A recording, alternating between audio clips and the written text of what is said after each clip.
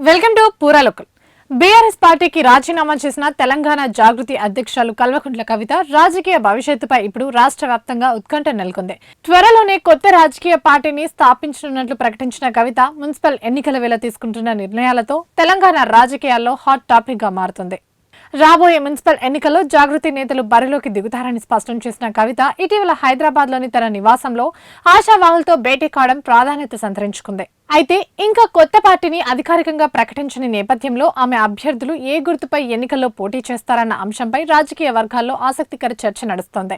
ఈ క్రమంలో all India forward black నేతలతో కవిత భేటీ కావడం ప్రాధాన్యత సంతరించుకుంటోంది.